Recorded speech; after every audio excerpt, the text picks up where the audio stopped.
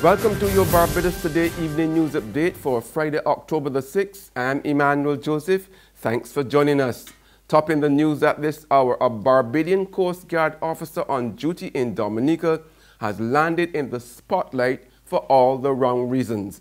The officer reportedly manhandled regional journalist Kenton Chance, who is reporting for the Caribbean Media Corporation and volunteering his services as part of the CARICOM humanitarian effort. Chance claimed in a formal complaint that the Coast Guard officer, without just cause, stopped him from recording video of the ongoing relief effort. Now, recounting the incident, Chance said before he started to work, he informed the Coast Guard officer who he was and what he was doing. However, as he started to film disaster victims receiving water, a member of the distribution team told the Coast Guard officer to stop him from taking the video. According to Chance, the officer, who was armed with an assault rifle, grabbed his camera and the civilian instructed him to delete images. An upset Chance reported the incident to senior officials, including Brigadier General Earl Arthurs of Sedema, who accompanied Chance back to the scene. Now, the journalist was handed back his camera and no images were deleted. Chance is, however, demanding an apology for the distress and embarrassment at the hands of the Coast Guard officer. In a statement this evening, the Barbados Defense Force, BDF, said it was aware of the complaint lodged by Chance. It apologized for any embarrassment caused and said a comprehensive investigation has been launched into the matter. The force stressed that it does not condone misconduct or disrespect, and disciplinary action will be taken as necessary. 3 days after his Minister of Finance, Chris Tinkler, revealed that the controversial National Social Responsibility Levy had raked in $50 million in its first quarter of operation, Prime Minister Stuart says he is still to be updated on the levy's performance. Stuart told Barbados Today this afternoon on the sidelines of the launch of the Personnel Administration Division's Correspondence Management System at the Lloyd Erskine Sandyford Centre that he is still awaiting data on the NSRL's output for the July to September period. He said once he has all of the information on the money collected, he will speak on it fully. The levy, which was increased from 2 to 10% effective July the 1st, is expected to result in increased revenue of $291 million for a full financial year and $218 million for the remaining 7 months of the current fiscal year. Today, the 41st anniversary of the bombing of the Cubana Flight 455 shortly after takeoff, an executive member of the Caribbean Network in Defense of Humanity is urging officials to designate the historic day the International Day Against Terrorism. Gerald Pereira made the call as local and regional officials gathered this evening at the Paynes Bay St. James site to honor the memory of the 73 people who perished after 2 bombs exploded. Describing the incident as an act of terrorism, Pereira urged the Caribbean to take a stand. Those of us who are fighting for Caribbean integration and peace must resolutely stand and condemn terrorism in all its manifestations, including the terrorism that is sponsored by the empire, its agencies, and its allies. Today, let us commit ourselves to this principled position that we need to be consistent. Terrorism is terrorism, regardless of which state supports it or who initiated. We stand against it.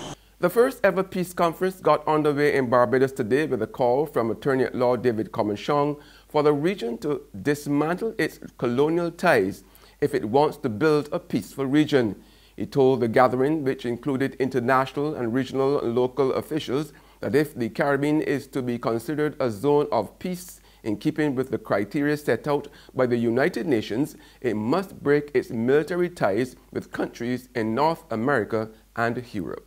If the Caribbean is to be a zone of peace, it must be a colonial-free zone, because intrinsic to colonialism is exploitation, is domination, cultural domination, psychological domination, anything but peace. So we, as part of our campaign for a zone of peace in the Caribbean, we have to support the anti-colonial struggles of our brothers in Martinique, Guadeloupe, French Guyana, and wherever there are colonies in the Caribbean. In more news this Friday, there is a call for public service vehicle drivers to let pedestrians cross the road on their own. Former president of the Barbados Road Safety Association, traffic control consultant Junior Jordan, a board member of the Barbados Transport Authority, said the practice was a disaster waiting to happen. He argued that pedestrians must at all times be given a clear view to determine for themselves whether or not it is safe to cross the road. Absolutely and categorically not. We mentioned it before. You mentioned it. It is a recipe for disaster, even death.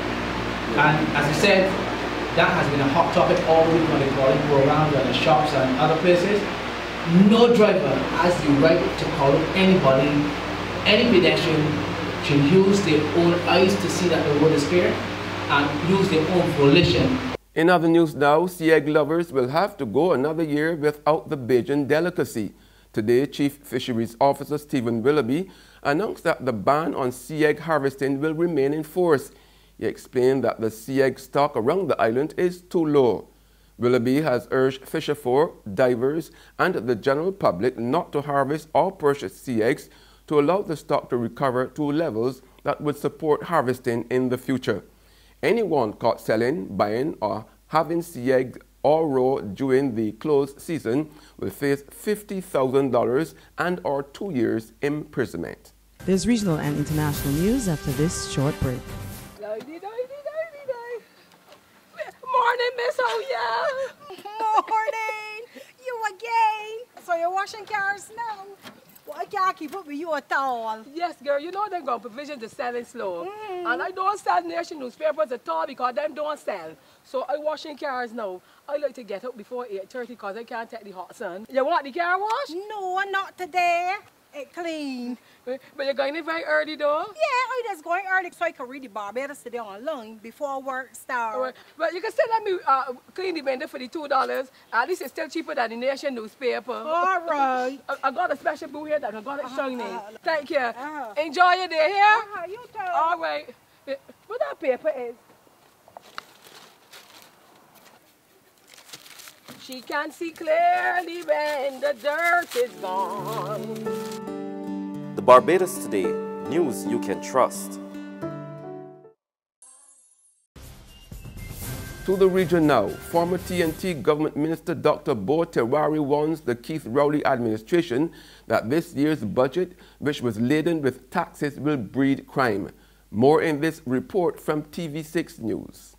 Dr. Bo Terwari says he has two main concerns as it relates to the budget. The most pressing is what he sees as an absence of measures to deal with crime. He believes that with an expected increase in the cost of living, along with the cost of doing business, the economy will further contract. You trigger a set of job losses, you probably will have an increase in crime as well. And that is something that we now have to map into our head as we walk about the place. You're now going to have, when you bring all of this together, further damage to the confidence level of not just business, but every single person. And on the international scene, U.S. President Donald Trump's government has issued a ruling that allows employers to opt out of providing free birth control to millions of Americans. The rule allows employers and insurers to decline to provide birth control if doing so violates their religious beliefs or moral convictions. 55 million women benefited from the Obama-era rule, which made companies provide free birth control. During the U.S. election, Trump had pledged to eliminate that requirement.